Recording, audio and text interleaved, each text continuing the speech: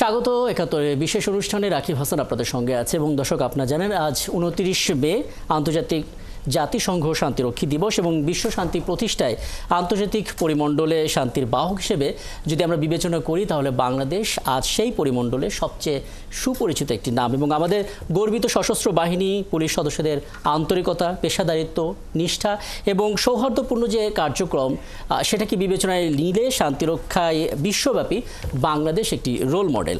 এবং বিশ্ব শান্তি রক্ষায় সাফল্য চ্যালেঞ্জ নিয়ে আমরা আজকে কথা বলবো, সাথে যে ত্যাগগুলো তারা স্বীকার করেন সেগুলো জানার চেষ্টা করব আজকের এই বিশেষ অনুষ্ঠানে। এবং আমার সঙ্গে অতিথি হিসেবে আছেন brigadier general Mohammad Mahmudur Rahman Minhaj, SUP AFWC PSC Bangladesh সেনাবাহিনী, আছেন captain M Ashraful Alam PSC Bangladesh নৌবাহিনী, এবং আছেন শামীমা পারভিন এআইজি বাংলাদেশ পুলিশ।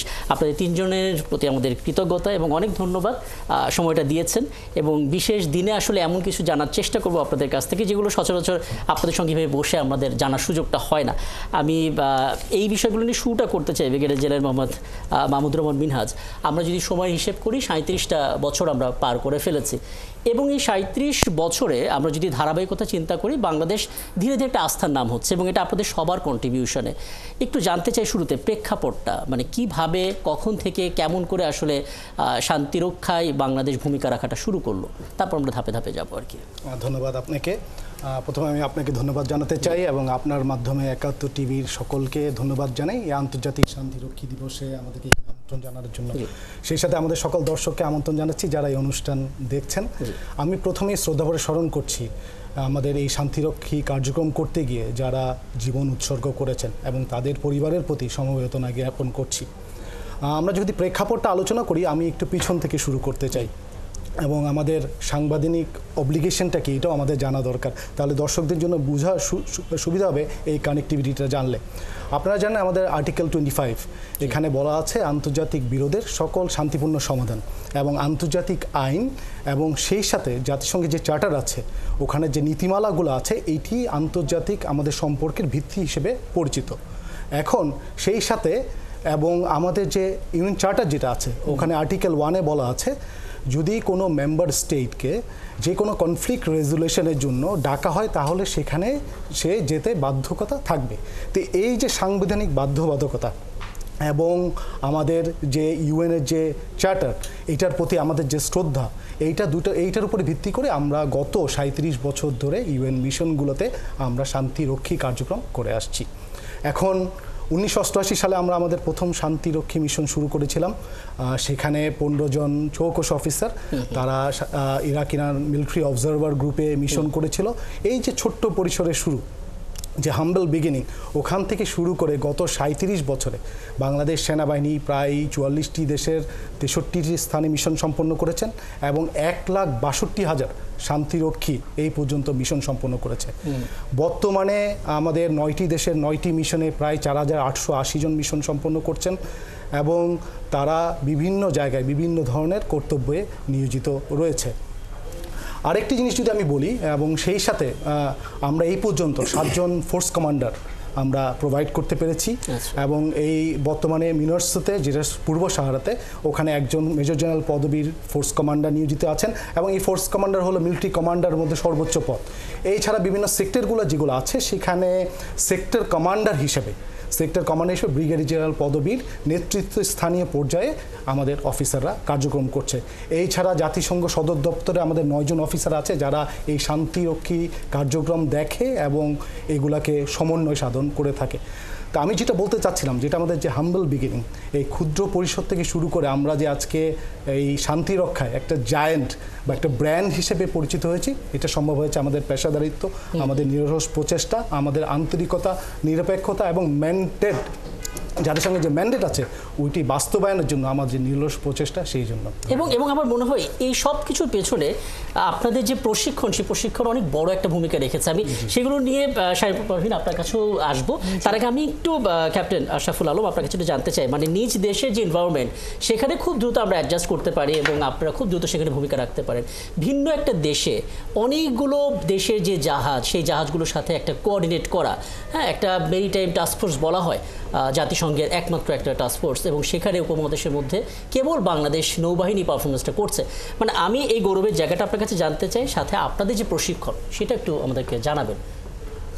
আমিও সর্বপ্রথমে আপনার মাধ্যমে ৭১ টিভির এই অনুষ্ঠানের সাথে যারা সম্পৃক্ত সবাইকে ধন্যবাদ জানাচ্ছি, এবং পাশাপাশি আজকে যারা দর্শক এই অনুষ্ঠান দেখছেন তাদেরকে সবাইকে আমার পক্ষ থেকে অভিনন্দন এবং ধন্যবাদ জ্ঞাপন করতে চাই। আমি আপনার যে প্রশ্ন, মেরিটাইম টাস্কফোর্স যেটা আপনি বললেন, উপমহাদেশের একমাত্র দেশ হিসেবে ২০১০ সাল থেকে United Nations interim force in Lebanon, সেখানকার একমাত্র জাতিসংঘের মেরিটাইম টাস্কফোর্সের গর্বিত অংশীদার হিসেবে আমরা দায়িত্ব পালন করে যাচ্ছি। এই দায়িত্বটি পালনে আপনি দেখবেন এখানে বর্তমানে 5টি দেশের জাহাজ এখানে অপারেট করে। 5টি দেশে সবাই অনেক উন্নত দেশের জাহাজ, উন্নত প্রযুক্তি নির্ভর জাহাজ তারা সেখানে মোতায়েন করেছে। সেই একটা মানে টিমে বাংলাদেশের থেকে একটা জাহাজ প্রায় এত দূরত্বে একটা জাহাজকে ওখানে অপারেট করা, এটা অনেক বেশি চ্যালেঞ্জিং। এবং ওখানে যে টাস্ক আমরা যেগুলো পারফর্ম করি সেগুলোর জন্য যে প্রশিক্ষণ, এটা অনেক বেশি আমাদেরকে অনেক বেশি এটাতে ইম্পর্টেন্স দিতে হয়। এবং দেশে যখন আমাদেরকে এই ধরনের একটা বিশেষ আমাদের ধারাবাহিক যে প্রশিক্ষণ, সেই প্রশিক্ষণ যে আমরা যেটা আমাদের নাবিকদের এবং কর্মকর্তাদেরকে আমরা প্রদান করে থাকি, সেখানে বিশেষভাবে জাতিসংঘের শান্তিরক্ষা মিশনের দায়িত্ব পালনের বিষয়টি বিবেচিত হয়ে থাকে, এবং সেভাবেই আমাদেরকে তদানুযায়ী আমরা তাদেরকে এই প্রশিক্ষণটা দিয়ে থাকি।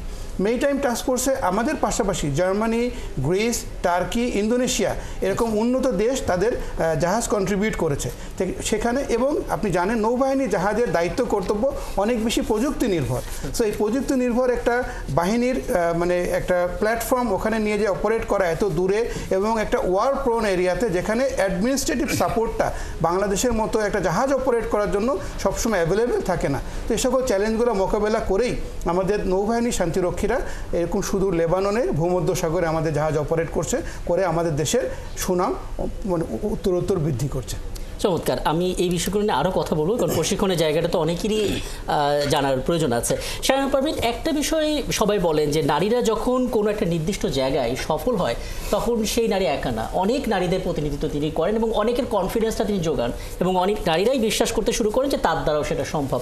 আমি আপনার কাছে জানতে চাই, বাংলাদেশ পুলিশের একজন সদস্য হিসেবে শান্তি রক্ষায় আইন শৃঙ্খলা বাহিনীর ভূমিকাটা আসলে কী, এবং সেখানে দিন দিন নারীদের সম্পৃক্ততা কতটা বাড়ছে, কতটা আত্মবিশ্বাস তৈরি হচ্ছে তাদের মধ্যে? হ্যাঁ, ধন্যবাদ আপনাকে।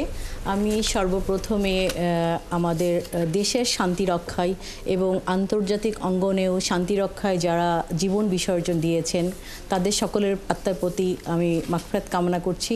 সেই সাথে যারা আহত হয়েছেন তাদেরও সুস্থতা এবং সুস্থ জীবন কামনা করে আমি ৭১ টিভিতে আমাকে আজকে আমন্ত্রণ জানানোর জন্য আপনার মাধ্যমে সকলকে ধন্যবাদ জানাচ্ছি। আসলে প্রথমে আমি একটু শুরু করতে চাই আমাদের পুলিশ কিভাবে এই শান্তিরক্ষা মিশনে আমরা কিভাবে ইনভলভ হলাম। আমাদের 1989 সালে প্রথম আমাদের এই মিশনে যাত্রা, একটা ট্রানজিশনাল পিরিয়ডে নামিবিয়াতে আমাদের কিছু সংখ্যক পুলিশ অফিসারের মাধ্যমে আজকে 37 বছর আমরা পার করছি। ইতিমধ্যে আমরা টোটাল 24টা দেশের 26টা মিশন আমরা অলরেডি সম্পন্ন করেছি।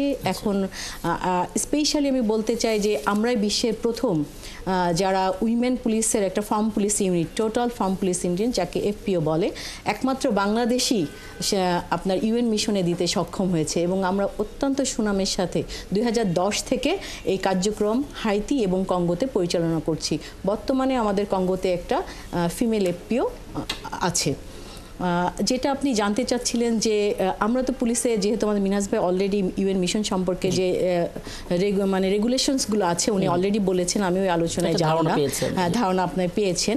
তো আমরা যেটা পুলিশে আসলে মিশনে আমরা ওখানকার স্থানীয় যে আমাদের ইউএন মিশনের যে অফিস থাকে আমরা এফপিওর আন্ডারে কাজ করি, এবং আমরা ইন্ডিভিজুয়াল পুলিশ অফিসার হিসাবে ওখানে কাজ করি। বেসিক্যালি আমরা ওখানকার স্থানীয় প্রশাসন, স্পেশালি দ্য পুলিশের সাথে আমরা সিকিউরিটি পারপাসে এবং ল অ্যান্ড অর্ডার, সেই সাথে হিউম্যানিটেরিয়ান যে বিষয়গুলো আছে সেগুলোতেও আমরা অ্যাক্টিভিটিসে অংশগ্রহণ করি। এছাড়াও আমরা যারা উইমেন পুলিশরা কাজ করি আমাদের এগুলোর পাশাপাশিও আমরা জেন্ডার বেসড ভায়োলেন্সের ক্ষেত্রে, তারপরে কমিউনিটি পুলিশিং কমিউনিটি এঙ্গেজমেন্টের মাধ্যমে আমাদের কাজগুলো, সেই সাথে লোকাল পুলিশকে ইনভেস্টিগেশনে এবং ইন্টেলিজেন্স কালেকশন করে তাদেরকে প্রোভাইড করার মাধ্যমে আমরা কাজ করি। আর যেটা বলছিলেন আমরা উইমেনরা কিভাবে আরেকজনের রোল মডেল হতে পারি, আসলে আমি উইমেনকে খুব বেশি আলাদা করে দেখি না, ফিজিক্যাল কিছু ডিফারেন্স ছাড়া, কিছু সোশ্যাল ট্যাবু আছে, সোশ্যাল ট্যাবু ছাড়া। তো তারপরও যেহেতু আমরা এখন পর্যন্ত বিশ্বে উইমেনরা কিছুটা অবশ্যই পিছিয়ে আছে সব দিক থেকে। তো একটা মানুষ, যে কোনো মানুষ, সেটা ম্যান হোক আর উইমেন হোক, আপনি যদি যান, প্রথমে একটা মেয়েকে দেখলে কেমন জানি ন্যাচারালি তারা আশ্বস্ত বোধ করেন। সো তাদের ভিতরে যে ক্রাইসিস বা তারা যেটার মধ্যে গো থ্রু করছে সেটা শেয়ার করতে তারা স্বাচ্ছন্দ্য বোধ করে। এবং সে মানে আপনাকে এক কথা হচ্ছে র্যাপো বিল্ডিংটা খুবই দ্রুত হয়, তারা আপন ভাবতে শুরু করে। সো আমরা যখন এই ধরনের আসলে আমরা যে মিশনে যাই, ওখানে অবশ্যই মানে পোস্ট কনফ্লিক্ট এরিয়াতেই আমরা যাই আসলে। তো ওখানে যাওয়ার পরে যখন একজন উইমেনকে তারা দেখে, তখন তারা একটা আশ্বস্ত বোধ করে, তারা মানে মনে করে যে আসলে শান্তির দূত হিসাবে আমরা সেখানে গিয়েছি। এবং ওরাও যেহেতু একটু পিছিয়ে আছে, তো ওরাও চিন্তা করে আমাদেরকে রোল মডেল হিসাবে দেখে যে ওরাও আমাদের কাতারেই আসতে পারে। সো ওরা ওদের জীবনে ওরা আমাদেরকে রোল মডেল হিসাবে ওরা আরও অ্যাডভান্স ওদের লাইফকে আগানোর জন্য এডুকেশন বলেন, অথবা এভাবে আমাদের মতো পুলিশে এসে কাজ করার জন্য মানুষের জন্য ওরা চেষ্টা করে। এবং ক্যাপ্টেন আশরাফুল আলম যেটা বলছিলেন যে এখন তো অনেক বেশি টেকনোলজি যুক্ত হচ্ছে, কাজেই এই টেকনোলজিতে কোনো নারী পুরুষ নেই, যে যতটা নিজের মেধা প্রয়োগ করতে পারে এবং এই জিনিসগুলো আসলে কতটা ভূমিকা রাখছে আমি সেগুলো নিয়েও কথা বলবো। স্বাগত আরও একবার, আপনারা আছেন ৭১ বিশেষ আয়োজনে, রাকিব হাসান আপনাদের সঙ্গে আছে এবং আমরা কথা বলছিলাম আন্তর্জাতিক জাতিসংঘ শান্তিরক্ষী দিবস নিয়ে এবং আমার সঙ্গে আমার অতিথিরা আছেন। ব্রিগেডিয়ার জেনারেল মাহমুদুর রহমান মিনহাজ, আপনার কাছে একটু জানতে চাই, প্রশিক্ষণের ব্যাপারে আলাপ হলো, কিভাবে আসলে সেখানে ভূমিকাটা আমরা রাখছি, একটা ধারণা পেলাম। যেই আলোচনায় আমরা ছিলাম যে নারীদের সম্পৃক্ততা সেনাবাহিনীতে কতটা বাড়ছে, কতটা আশাবাদ তৈরি করছে, পাশাপাশি দুটো বিষয় একটু জানাবেন। এক হচ্ছে সেখানে অন্যান্য অনেক দেশের প্রতিনিধিরাও তো থাকে, তারা আসলে আমাদেরকে কীভাবে মূল্যায়ন করছে এবং আমাদের যে কন্ট্রিবিউশন, অনেকেই তো প্রাণ উৎসর্গ করেছেন যাদেরকে আমরা শুরুতে শ্রদ্ধা জানালাম, এই কন্ট্রিবিউশনগুলো আসলে আন্তর্জাতিক মহলে কতটা মূল্যায়িত হচ্ছে, কিভাবে হচ্ছে? ধন্যবাদ আপনাকে। এটা দুইটি পার্ট আছে। আমি প্রথমেই নারীদের অংশগ্রহণটা বলতে চাই। আমরা গত 2 দশক ধরে আসলে নারীদের আমাদের যে শান্তিরক্ষী মিশনে অংশগ্রহণ, এটা উল্লেখযোগ্যভাবে বৃদ্ধি পেয়েছে। আপনি যদি ইউএনের জেন্ডার মেইন স্ট্রিমের যে এখানে যে স্লোগান আছে, ওখানে তারা 2028 সালের মধ্যে এই নারী অংশগ্রহণ 25% পর্যন্ত তারা নিয়ে যেতে আগ্রহী। বাংলাদেশ আর্মিও সেই হিসেবে কাজ করে যাচ্ছে। আমাদের এখন পর্যন্ত প্রায় 1718 জন নারী শান্তিরক্ষী বিভিন্ন মিশনে অংশগ্রহণ করেছে এবং বর্তমানে 358 জন শান্তিরক্ষী বিভিন্ন মিশনে তারা অংশগ্রহণ করছে। তারা বিভিন্ন মিলিটারি অবজারভার, স্টাফ অফিসার এবং ফোর্স প্রোটেকশন টিমের অংশ হিসেবে এবং ফিমেল এঙ্গেজমেন্ট টিমের অংশ হিসেবে তারা কাজ করছে। আমরা যেসব জায়গায় মিশনে যাই, সেখানে রক্ষণশীল যে পরিবেশ আছে, সেখানে বিশেষ করে স্থানীয় নারী এবং বাচ্চাদের সুরক্ষা দেওয়ার জন্য এবং তাদেরকে শান্তি প্রক্রিয়ার সাথে সম্পৃক্ত করার জন্য এই নারী যারা শান্তিরক্ষী আছে তারা চমৎকার কাজ করে যাচ্ছে। আমাদের এই যে জেন্ডার মেইন স্ট্রিমিংয়ের যে অংশ হিসাবে আমরা বর্তমানে যদিও মাত্র 17% অবজারভার এবং স্টাফ অফিসার নিয়োগ করতে পেরেছি এবং 7%-এর মতো নারী শান্তিরক্ষী নিয়োগ করতে পেরেছি, বাট আগামী 2 থেকে 3 বছরের মধ্যে আমরা এটা 22% থেকে 12%-এ নিয়ে যেতে আগ্রহী। আপনি যেটা দ্বিতীয় পার্ট বলেছেন, আমাদেরকে কিভাবে মূল্যায়ন করে, আমি দুটা গল্পের মাধ্যমে আসলে আমাদেরকে কিভাবে মূল্যায়ন করে এটা আমি বলতে চাই। গাম্বিয়া আছে আমাদের একটি আফ্রিকার একটি দেশ, তারা তারা বর্তমানে বিভিন্ন স্টাফ অফিসার এবং তাদের শান্তিরক্ষী বা অবজারভার নিয়োগ করে থাকে এবং তারা আগে এক সময় টিসিসি দিত, এরপরে তারা টিসিসিটা ডিসকন্টিনিউ করেছিল এবং বর্তমানে তারা আবার টিসিসিটা কন্টিনিউ করতে চায় এবং তারা জাতিসংঘের মাধ্যমে বাংলাদেশকে আহ্বান করেছে যে বাংলাদেশের সাথে তারা যৌথভাবে সেখানে টিসিসি নিয়োগ করতে চায়। আস্থাটা বাংলাদেশের উপরে। দেখুন, তারা ট্রেন্ড হয় ব্রিটিশ আর্মি দ্বারা, কিন্তু তারা রিকোয়েস্ট করেছে বাংলাদেশের মাধ্যমে। এইটি একটা তাদের এই যে আস্থা, এই আস্থার মাধ্যমে আমরা কিন্তু মূল্যায়নটা বুঝতে পারি। আমি 2007 সালে আনমিসে মিশন করেছি সাউথ সুদানে। আমরা বেসিক্যালি গিয়েছিলাম 22 বছর যে গৃহযুদ্ধ হয়েছিল সুদান এবং সাউথ সুদানের পর এবং তার শান্তি চুক্তি যে প্রক্রিয়া এটা দেখার জন্য এবং যে সিজফায়ার আছে এটাকে অবজার্ভ করার জন্য। ওই সময় এরপরে যখন তারা 2011 সালে রেফারেন্ডাম হয়, তখন সাউথ সুদান থেকে তারা বিচ্ছিন্ন হয়ে যায়। তারা যেহেতু 22 বছর একটা মুসলমানদের সাথে যুদ্ধ করেছে, তাদের সাইকোলজিক্যালি তারা আসলে কোনো মুসলিম কন্টিনজেন্টকে ওখানে আর রাখতে দিতে রাজি হয়নি, শুধুমাত্র বাংলাদেশি ইঞ্জিনিয়ার ছাড়া। তারা বাংলাদেশি ইঞ্জিনিয়ার বলেছিল বাংলাদেশি ইঞ্জিনিয়ার ওখানে থাকতে পারবে। শুধু তাই নয়, তারা আরেকটি ইঞ্জিনিয়ার কন্টিনজেন্টকে তারা সেখানে আমন্ত্রণ জানিয়েছে যে মিশন কন্টিনিউ করার জন্য। মানে এই আলাপগুলো আসলে শুনতে ইচ্ছা করে এবং যারা আসলে সত্যিকারের দেশ দেশপ্রেমিক তারা আপনার কথা শুনলে সত্যি ইমোশনাল হবে। আমি একটু ক্যাপ্টেন এম আশরাফুল আলম আপনার কাছে ছোট করে কয়েকটি বিষয় জানতে চাই। প্রথমত, কতগুলো দেশে নৌবাহিনীর কী পরিমাণ সদস্য আছেন যারা আসলে সেখানে সেবা দিচ্ছেন, সেখানে নারীদের অংশগ্রহণ কেমন, এবং সবচেয়ে গুরুত্বপূর্ণ বিষয় হচ্ছে যখন বিভিন্ন দেশের জাহাজগুলোর সঙ্গে কোঅর্ডিনেট করতে হয়, ছোট করে সে গল্পটা একটু শুনতে চাই আসলে কীভাবে হয় সেটা। ধন্যবাদ। বর্তমানে বাংলাদেশ নৌবাহিনীর জাতিসংঘ শান্তিরক্ষা মিশনে 6টি দেশের 6টি মিশনে টোটাল 343 জন আমাদের নৌ সদস্যরা শান্তিরক্ষা কার্যক্রমে নিয়োজিত আছে। এর ভিতরে 2টি কন্টিনজেন্ট, পাশাপাশি কন্টিনজেন্টের বাইরে কিছু মিলিটারি স্টাফ অফিসার এবং আমাদের কিছু মিলিটারি অবজারভার্স হিসেবে আমাদের শান্তিরক্ষীরা মোতায়েন রয়েছে। এর ভিতরে বর্তমানে আমাদের 8 জন নারী সদস্য স্টাফ অফিসার এবং আর্মো হিসেবে আমাদের মিশনে নিয়োজিত রয়েছে। আমরা যদি আমাদের এই কন্ট্রিবিউশনটাকে চিন্তা করি, আমরা সোফার 31টা দেশে 7,414 জন নৌ সদস্য সোফার আমাদের জাতিসংঘ মিশন কার্যক্রম সম্পন্ন করেছে, এবং তার মধ্যে 50 জন আমাদের নারী সদস্য আমাদের সোফার মিশন কমপ্লিট করেছে। 50 আমাদের যদি এই মেরিটাইম টাস্কফোর্সের কার্যক্রমের যেসব মানে কোঅর্ডিনেশনের কথা আপনি বলছেন, তাহলে আমাকে পিছনে ফিরতে হয় আমি কি দায়িত্ব পালন করি।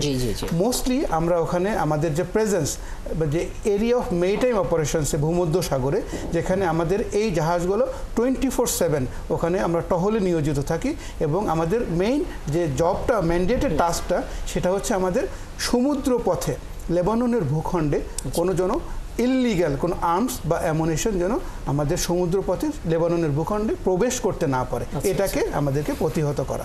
পাশাপাশি বিভিন্ন জাহাজ এর মাধ্যমে কোনো যদি মানে কোনো ইললিগ্যাল গুডস যেন লেবাননের ভূখণ্ডে না আসে, সেটা প্রতিহত করার জন্য আমরা মেরিটাইম ইন্টারডিকশন অপারেশন করি। এর বাইরে ওই এরিয়াতে এয়ার স্পেস ভায়োলেশন এবং মেরিটাইম স্পেস ভায়োলেশন যেটা হচ্ছে, সেটা আমরা আমাদের এই প্রযুক্তি নির্ভর শিপের বিভিন্ন গ্যাজেটকে ইউজ করে এই রিপোর্টিংটা আমরা মেরিটাইম টাস্কফোর্স হেডকোয়ার্টার্সে আমরা এটাকে মানে সেখানে পাঠিয়ে দিই। পরবর্তীতে এটার ইভ্যালুয়েশনের উপরে বেস করে ওই এরিয়াতে মেরিটাইম এরিয়া অফ অপারেশনসে কী ধরনের ভায়োলেশনগুলি হচ্ছে সেটা জাতিসংঘ সদর দপ্তরে পৌঁছে যায়। চমৎকার। আমি এই জায়গায় জি শামীমা পারভীন আপনার কাছে দুটো বিষয়টি জানবো। প্রথমত, আমরা তো সশস্ত্র বাহিনীর যে কন্ট্রিবিউশন সেগুলো জানলাম, এবং আমরা জানি নিরলসভাবে বাংলাদেশ পুলিশ এখানে সেবা দিচ্ছেন, আপনার কাছ থেকে ধারণাও পেলাম। এটা আসলে কীভাবে মূল্যায়িত হচ্ছে এখন পর্যন্ত যদি সাকসেস স্টোরিগুলো আমরা জানতে চাই, সেক্ষেত্রে কী বলবেন? একটা তো আমি বলতে পারি DR কঙ্গোতে বাংলাদেশ পুলিশ একটা ইউনিট আছে, ফর্ম পুলিশ ইউনিট, এবং মালিতেও আছে পুলিশ গার্ড ইউনিট। একটু যুক্ত করে বলবেন আসলে সাকসেস স্টোরিগুলো। হ্যাঁ, থ্যাংক ইউ। আসলে আপনি জানেন, যেটা আমি অলরেডি বলেছি, যে আমাদের বাংলাদেশি একমাত্র যারা বাংলাদেশ পুলিশ থেকে আমরা নারী কন্টিনজেন্ট যেটা আমরা মিশনে কাজ করছি 2010 থেকে শুরু করে 2010-এ আমরা প্রথমে হাইতিতে যাই আমাদের female form police unit 140 personnel সহ, এবং 2011-তে আমরা কঙ্গোতে কাজ শুরু করি। 2010 থেকে শুরু করার পর অদ্যাবধি কিন্তু আমরা হাইতিতে আমরা 2017-এ আমাদের মিশন, যেহেতু হাইতিতে মিশন ক্লোজ হয়ে যায়, সেই পর্যন্ত কিন্তু আমরা হাইতিতে মিশন কন্টিনিউ করেছে এই ফিমেল কন্টিনজেন্ট। এবং আপনি জেনে অবাক হবেন, ওখানে টোটাল মানে 11টা কন্টিনজেন্ট ছিল FPO, তার মধ্যে আমরা হচ্ছে একমাত্র ফিমেল কন্টিনজেন্ট। এবং সমভাবে আসলে যেভাবে অন্যান্য পুরুষ কন্টিনজেন্টও কাজ করেছে, একই সেম ডিউটি আমরাও করেছি ওখানে। এবং শুধু তাই নয়, আপনি যদি হাইতিতে এখনও যান, ওখানকার মানুষ বাংলায় কথা বলতে পারে, অনেক কিছু বাংলায় জানে। তো মূল্যায়নের জায়গাটা যদি আমরা বলি, আপনি শুধু যাবেন, তাহলে ওদের কাছে দেখবেন অনেকের কাছে আমাদের বাংলাদেশের ফ্ল্যাগ আছে। আর স্টিল যেহেতু হাইতি মিশনটা বন্ধ হয়ে গিয়েছে, সেই কারণে আমরা ওখানে আর যেতে পারছি না। তবে আমাদের এখন বাংলাদেশ পুলিশের সাথে আবার কথা হচ্ছে ইউএন হেডকোয়ার্টারে, যে আমরা আবারও হয়তো হাইতিতে মিশন শুরু হবে, আমরা শুরু করব। সো মূল্যায়নের জায়গাটা ওটাই, যে তারা আবার আমাদেরকে ওখানে নিয়ে যাওয়ার জন্য ভাবছে। এবং যেহেতু কঙ্গোতে এখনও মিশন চলমান আছে, সেখানে কিন্তু 2011 থেকে শুরু করে আমাদের ফিমেল কন্টিনজেন্ট সেখানে 149 আছে, তার মধ্যে আপনার 91 হচ্ছে ফিমেল। সো এটা আমরা অবশ্যই মনে করি যে আমাদের মেয়েরা, কারণ আমাদের আসলে যে ডিপ্লয়মেন্ট প্রসেসটা যেভাবে ইউএন মিশনে যেতে হয়, যোগদান করতে হয়, সম্পূর্ণ সেম। এবং আমাদের বাংলাদেশ পুলিশে আমাদের যারা চৌকস অফিসার হিসাবে খ্যাত, যে যারা খুবই ভালো চ্যালেঞ্জিং কাজে আছে, যারা অনেক এক্সপেরিয়েন্স অ্যান্ড স্কিল, তাদেরকে অনেক পরীক্ষা বা প্রমাণ করে সিলেকশনের তারপর যেতে হয়। মাধ্যমেই ওখানে যেতে হচ্ছে। এবং আমরা যেহেতু কাজটাও করছি সমভাবে একই তালে অন্যান্য কন্টিনজেন্ট, পুরুষ কন্টিনজেন্টের সাথে, সেই ক্ষেত্রে আমি বলবো যে অবশ্যই আমাদের আর স্টোরি অনেক আছে আপনার সাথে শেয়ার করব। আমি একটু আগে গাম্বিয়ার কথা শুনলাম, আপনার কাছে হাইতির কথা শুনলাম, বোঝা যাচ্ছে যে আমাদের পুলিশ বাহিনী এবং আমাদের সশস্ত্র বাহিনী কতটা আস্থার জায়গা তৈরি করছে। কিন্তু যেই গল্পটা অনেকে জানে না, আপনাদের ত্যাগ শিকারের গল্প, সেটা আমরা জানার চেষ্টা করব। কথা বলছি আন্তর্জাতিক জাতিসংঘ শান্তিরক্ষী দিবস নিয়ে ৭১-এর বিশেষ অনুষ্ঠানে, এবং এই পর্যায়ে আমরা কথা বলবো যেগুলো আসলে আমরা অনেকেই জানি না কিন্তু জানার চেষ্টা করি। আমরা তো আসলে আপনাদেরকে দেখি শান্তিরক্ষী মিশনের ভূমিকা রাখছেন, কিন্তু অনেক কিছু আছে যেগুলো আপনারা এক্সপিরিয়েন্স করে এসেছেন, আমরা হয়তো শুনিনি। সেটা পরিবারের স্যাক্রিফাইস হতে পারে, অনেক কিছু। আমি ছোট করে সেই অভিজ্ঞতাগুলো একটু জানার চেষ্টা করবো। ব্রিগেডিয়ার মিনহাজ, আপনি একটু বলবেন কী ধরনের ত্যাগ স্বীকার করতে হয় যদি আপনার অপারেশনের মধ্যে কোনো রকমের খুব চ্যালেঞ্জিং কোনো ঘটনা থেকে আপনি শেয়ার করতে পারেন আমাদেরকে? ধন্যবাদ আপনাকে। আসলে অভিজ্ঞতা তো অনেক। জি জি। প্রথম মিশনে আমি গিয়েছিলাম 2007 সালে। এটি ছিল পিস কিপিং মিশন, চ্যাপ্টার 6-এর আন্ডারে আমরা করেছিলাম। মোটামুটি কাম এবং পিসফুল মিশন ছিল। 2017 সালে আমি সাউথ সুদান মিশনে যাই। সেই মিশন হয়ে গেল চ্যাপ্টার 7, কারণ দেখা গেল ওখানে প্রোটেকশন অফ সিভিলিয়ান একটা ম্যান্ডেট ছিল, এবং ওই ম্যান্ডেট করার জন্য চ্যাপ্টার 7-এর আন্ডারে পিস এনফোর্সিং মিশনে আমরা চলে গেছি। 2023 সালে আমি মালিতে মিশনে যাই, এবং সেখানে গিয়ে দেখলাম মিশনের গতি প্রকৃতি পুরোটাই চেঞ্জ হয়ে গেছে। এবং ওখানে যে এনভায়রনমেন্ট, এটা এসিমেট্রিক এনভায়রনমেন্ট। ওখানে নন স্টেট অ্যাক্টর যারা আছে তারা খুবই ডমিনেন্ট, এবং ইউএনকেও তারা পার্টি টু কনফ্লিক্ট হিসেবে নিয়ে নিল। এবং যে সিভিলিয়ান আছে ওদের উপরে আক্রমণ করার পাশাপাশি তারা ইউএনের সকল স্থাপনা বা ইউএনদের উপরেও তারা বিভিন্ন ধরনের আক্রমণ করা শুরু করলো। এখন 2023 সালে জুন মাসে হঠাৎ করে মালি সিদ্ধান্ত নিল ইউএন ফোর্সকে 6 মাসের মধ্যে উইথড্র হয়ে যেতে বললো। এবং এর অংশ হিসেবে ফোর্স হেডকোয়ার্টার অতি দ্রুত 6 মাসের মধ্যে একটা উইথড্রল প্ল্যান করলো। তারই প্ল্যান হিসেবে আমি যেখানে ছিলাম এটা হলো সেক্টর গাঁও ইস্টে, আর কিদাল ছিল নর্থে। নর্মালি গাঁও থেকে যে কিদালের যে ডিস্টেন্স এটা 550 কিলোমিটার, এবং 50 থেকে 60টি গাড়ি এটা কনভয় আকারে আসলে 4 থেকে 5 দিন সময় লাগতো, কারণ এখানে প্রচুর আইডি থ্রেট এবং অন্যান্য থ্রেট ছিল। যেহেতু এটা পুরোপুরি উইথড্রল মিশন ছিল, এই জন্য কিদালের যে টিম সাইট এটা একেবারে উইথড্রল হলো। 2 থেকে 250 গাড়ি একসাথে বেরোয় আসলো, এবং এই যে 4 দিনের রাস্তা তাদের ওখান থেকে আসতে 12 দিন সময় লাগলো। এবং এই সময় তারা 6টা বিভিন্ন ধরনের আইডি অ্যাটাকের সম্মুখীন হয়েছে। আমরা সেক্টর হেডকোয়ার্টার থেকে বসে প্রায় 30 জনকে হেলি ইভ্যাকুয়েট করলাম। তাদের রসদ শেষ হয়ে গিয়েছিল, হেলিকপ্টারের মাধ্যমে তাদেরকে রসদ দেওয়া হলো, এবং 12 দিন পরে আমরা অনেক ত্যাগ তিতিক্ষার পরে ওদেরকে সেক্টর হেডকোয়ার্টারে নিয়ে আসতে পেরেছি। এই যে অভিজ্ঞতা এটা আসলে ভোলার নয়। ছোট্ট 2টা গল্প বলে শেষ করতে চাই। আমি এই যে মালিতে ছিলাম, আমরা বিভিন্ন পর্যায়ে আমাদেরকে যখন উইথড্রল করেছিল, বাংলাদেশে যত শান্তিরক্ষী ছিল তাদেরকে সব শেষে আমাদেরকে উইথড্রল করিয়েছিল, কারণ এই যে আস্থার জায়গা থেকে। তা আমাদের এটা ছিল ফ্রেঞ্চ লেড মিশন। আমার যে চিফ অফ স্টাফ ছিলেন উনি ফ্রেঞ্চ, এবং ডেপুটি চিফ অফ স্টাফ ছিলেন জার্মানি।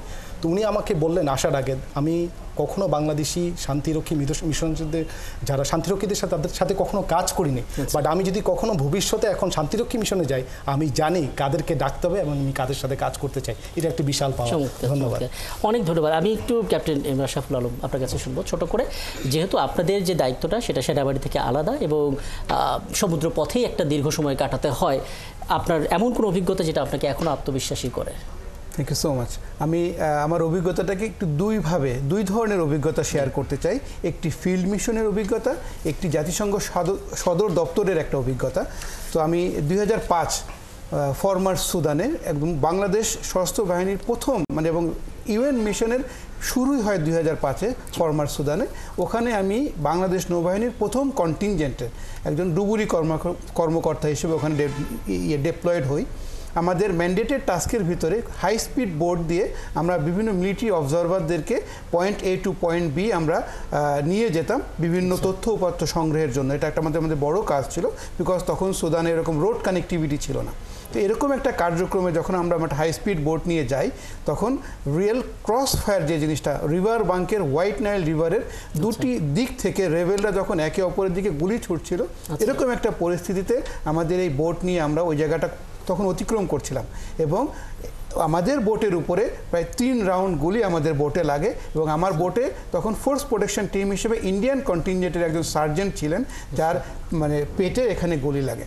তো এরকম একটা পরিস্থিতির ভিতর দিয়ে আমরা ফিল্ড মিশনে আমাদের দায়িত্ব পালন করেছি এবং নৌবাহিনীর কার্যক্রম আপনি জানেন লোকচক্ষুর অন্তরালে অনেক কিছুই হয়তো মানুষ দেখে না, বাট ইম্প্যাক্টটা অনেক বেশি।